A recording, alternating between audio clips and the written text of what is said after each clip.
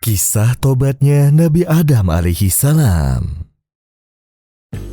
Diriwayatkan bahwasanya ketika Nabi Adam dan Sayyidah Hawa terkena tipu daya iblis dan memakan buah yang dilarang untuk dimakan, seketika tersingkaplah busana indah mereka berdua. Oh, tidak! Nabi Adam dan istrinya pun merasa sangat sedih karena telah melanggar larangan Tuhannya. Mereka menyesali perbuatannya dan mengakui kesalahannya. Tatkala Nabi Adam sadar akan kehilafannya dan mengakui dosa yang ia perbuat, Nabi Adam berusaha keras untuk meminta ampun kepada Tuhannya seraya berkata, "Wahai Tuhanku, demi kemuliaan Nabi Muhammad, aku meminta kepadamu, ampunilah dosaku, wahai Tuhanku." Allah berfirman, "Bagaimana kau bisa tahu Muhammad, sedangkan aku belum menciptakannya?"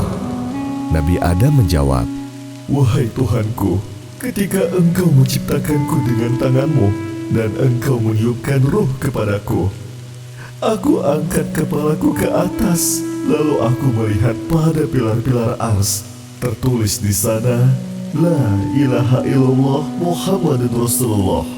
Dari sini aku pun tahu bahwa engkau tidak akan menambahkan nama seseorang di belakang namamu, kecuali orang tersebut adalah makhluk yang paling engkau cintai."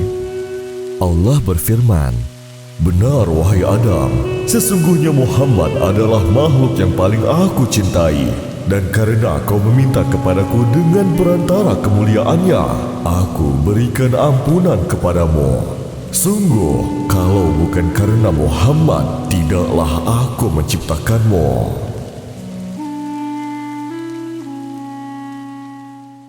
Allah pun mengampuni Nabi Adam dan juga Sayyidah Hawa.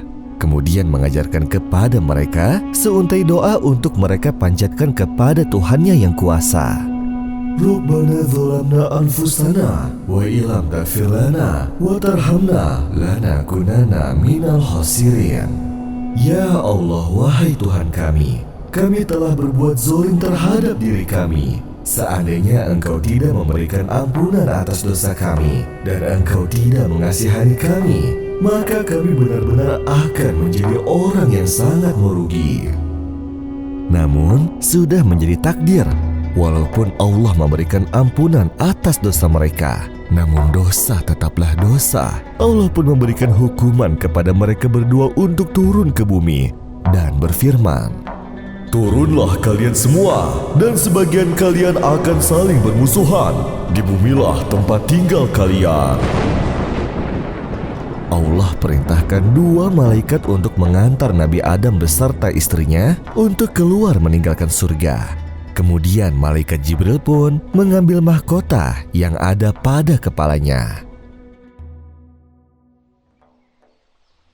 Tepat pada hari Jumat, dengan berbekal beberapa buah dari surga dan busana dari dedaunan pohon di dalamnya, diturunkanlah Nabi Adam dari surga ke suatu daerah di India. Sedangkan Sayyidah Hawa turun terpisah jauh darinya di kota Jeddah. Dan mulailah mereka berdua menjalani kehidupan dunia, kehidupan di muka bumi kita, dengan bercocok tanam, membuat busana dari bulu domba, dan juga beribadah kepada Allah sesuai dengan perintah yang datang kepadanya. Dari sini kita dapat mengambil pelajaran besar bahwa salah satu cara yang paling cepat agar doa-doa kita dikabulkan Allah yang Maha Kuasa, yaitu dengan menggunakan perantara atau wasilah baginda Nabi Muhammad SAW.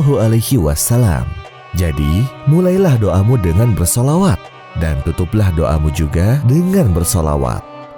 Percayalah, Allah tidak akan mengecewakan hamba-hambanya yang senantiasa berusaha.